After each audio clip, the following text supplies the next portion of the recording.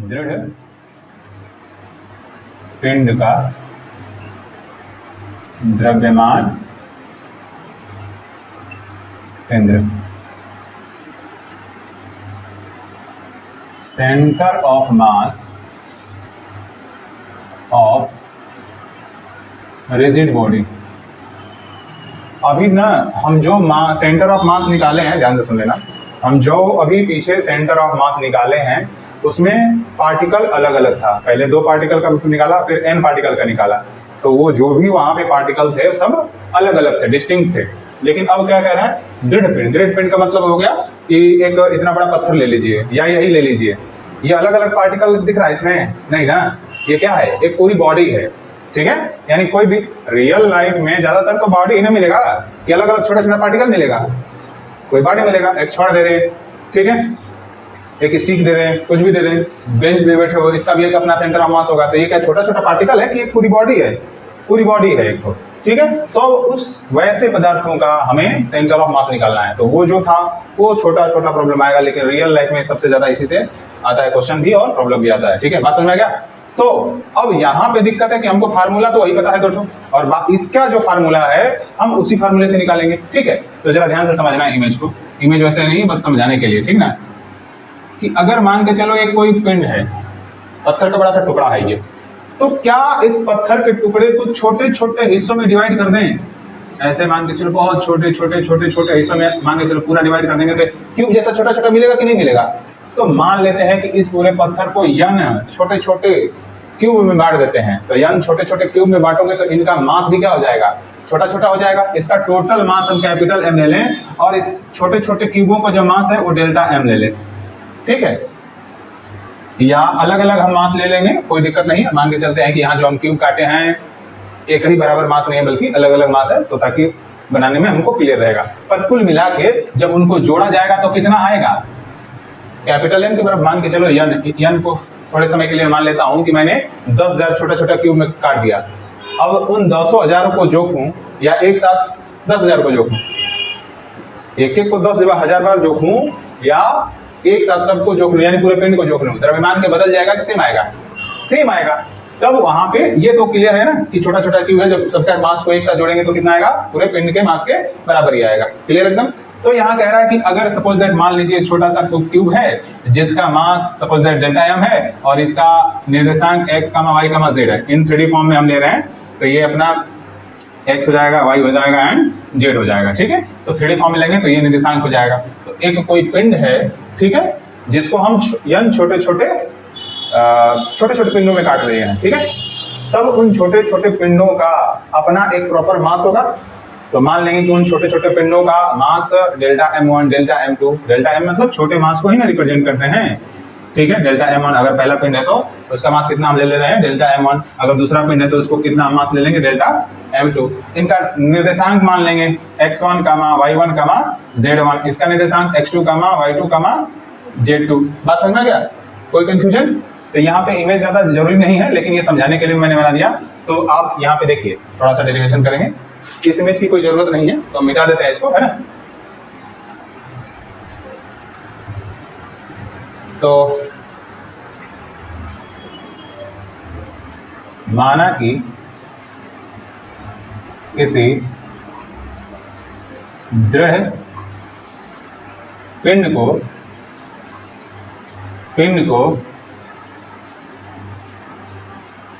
n छोटे छोटे टुकड़ों में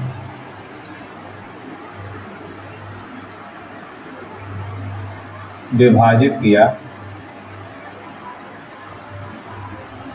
जिनके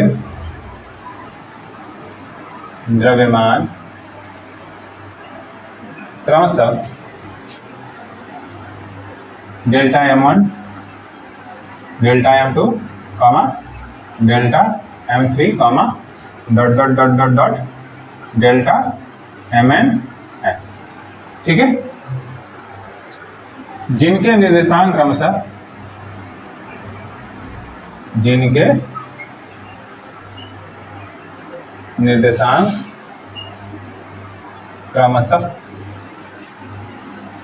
x1 comma y1 comma z1 comma x2 comma y2 comma z2 comma dot dot dot dot dot xn comma yn comma zn comma है। ठीक है, बात समझ में आएगी? अब यहाँ पे हमने मान के चलिए इसको थोड़ा सा बना ही लीजिए आप समझने के लिए, आप लोग उस तरह कर लेंगे तो एक बार याद रहेगा आपको। ठीक है, तो छोटे छोटे क्यूब में इसको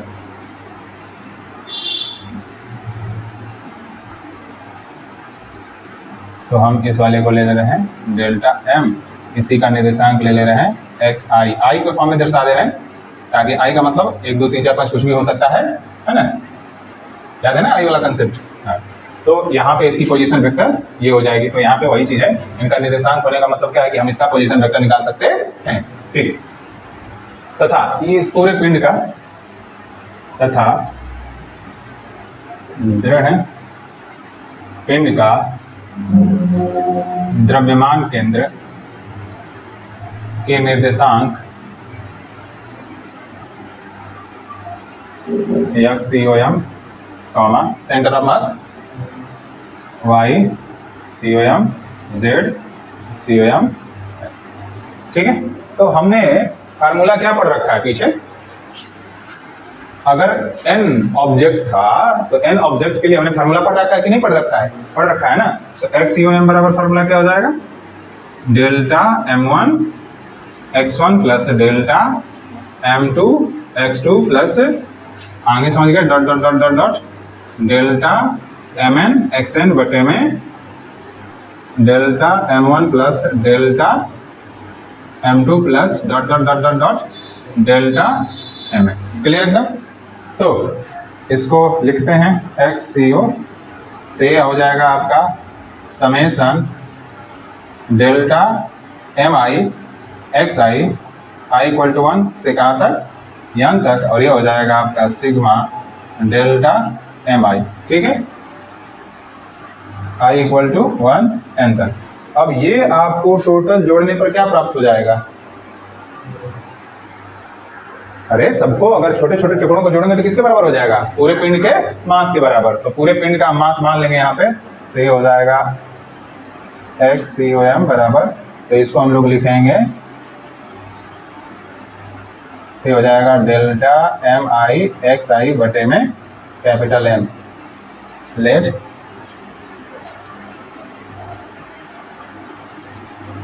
मास ऑफ रिजिड बॉडी। ठीक है, यानी उस दृढ़ पिंड का टोटल मास है। क्लियर एकदम? ठीक, तो उस केस में अब यहां पे क्या हो जाएगा,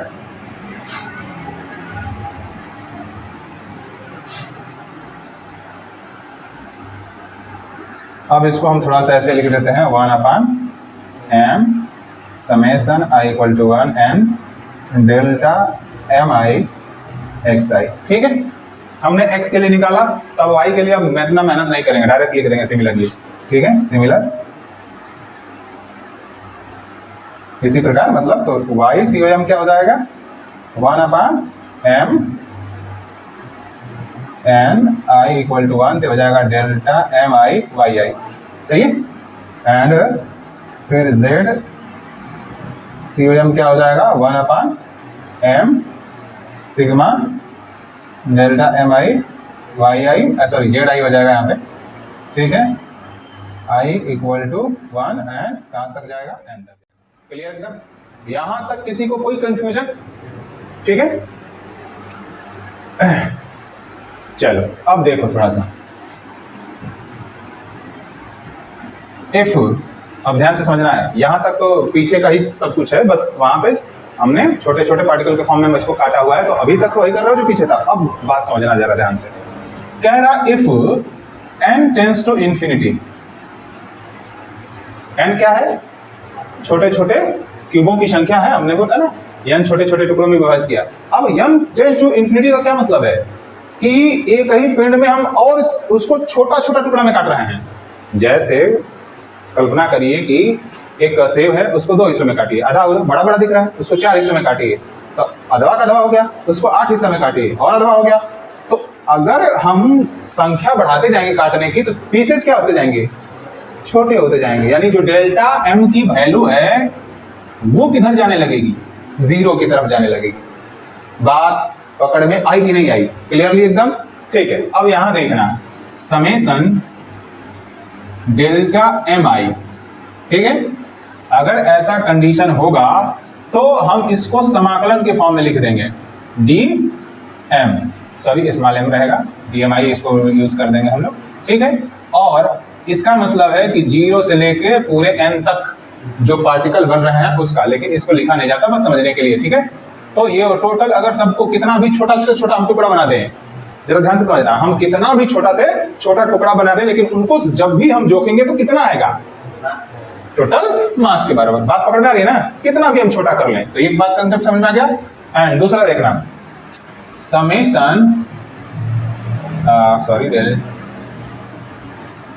एम आई एक्स आई, तो इसको भी क्या लिखेंगे, अब देखो यहाँ डेल्टा एम ये होना, क्योंकि यहाँ चेंज क्या हो रहा है, एम चेंज हो रहा है, पोजीशन नहीं चेंज हो रही है, तो पोजीशन नहीं चेंज हो रही है तो एक्स जी है। बात पकड़ में आई। फिर उसी प्रकार से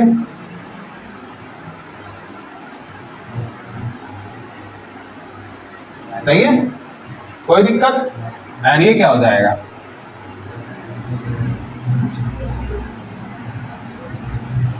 सही है। नाउ ये जो समीकरण अभी हमने निकाल रखा है, जरा इनके जगह पर ये यूज कर लें, देखो जरा से ध्यान से। नाउ चूंकि हमने क्या निकाला है, एक्स सी ओ एम बराबर 1/m, ये टोटल, और ये टोटल की वैल्यू तुमने अभी निकाली है, इधर देख रहा है ना। तो इसके बदले में हम क्या रख ले रहे हैं, एक्स डी एम, सही है। तो ये फार्मूला हो गया। फिर वाई सी ओ एम बराबर क्या हो जाएगा, 1/m Y D M, Z C O M बराबर क्या हो जाएगा, 1/m जेड डी एम। तो ये सब फार्मूले आए, ठीक है। रुक जाओ अभी और है, ये तो अभी अलग अलग एक्स और वाई के फॉर्म में है। अब मान लेते हैं कि सेंटर ऑफ मास का डायरेक्टली निकालते हैं, ठीक है। अभी सेंटर ऑफ मास के जो क्या बोलते हैं, एक एक्स कोऑर्डिनेट, वाई कोऑर्डिनेट और जेड कोऑर्डिनेट का निकाले हैं। हमें अगर मान लेते हैं कि अपना ए क्या है, पोजीशन वेक्टर है, position vector of centre of mass,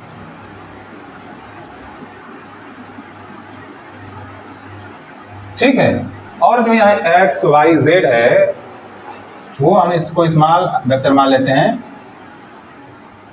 position of particle, ठीक है ना। जैसे ना ये समझो जरा सा, जैसे सेंटर ऑफ मास हो गया ये, ठीक है। पर सेंटर ऑफ मास हो गया तो ये जो आर वेक्टर लेंगे, एक्स वाई जगह पे क्या हो जाएगा, यहाँ पे अगर आर रखेंगे तो यहाँ पे आर हो जाएगा, छोटा आर वाला, यहाँ वाई है तो यहाँ वाई, तो वही अगर पोजीशन वेक्टर के फॉर्म में ले रहे हैं तो ये क्या हो जाएगा, ये एक बिंदु के निर्देशांक है जो सबको रिप्रेजेंट कर रहे हैं, ठीक है ना, सभी बिंदुओं को रिप्रेजेंट कर रहे हैं। तो यहाँ पे पार्टिकल से लिख लेते हैं, ठीक है, मतलब वो सारे पार्टिकल का मान लेते हैं कि क्या है, पोजीशन वेक्टर है। तब यहाँ पे वही फार्मूला को देखते हुए एक फार्मूला लिख सकते हैं हम लोग, 1/m vector R D M, ज्यादातर यही फार्मूला यूज होने वाला है। तो इतना फार्मूला क्लियर समझ में आया, थोड़ा सा और थोड़ा देख लीजिए कंडीशन के अनुसार। कंडीशन, अब मान के चलिए कि जो ये पिंड का सेंटर ऑफ मास हो कहां हो जाए, ओरिजिन पर। यदि दृढ़ पिंड का द्रव्यमान केंद्र मूल बिंदु पर स्थित हो जाए,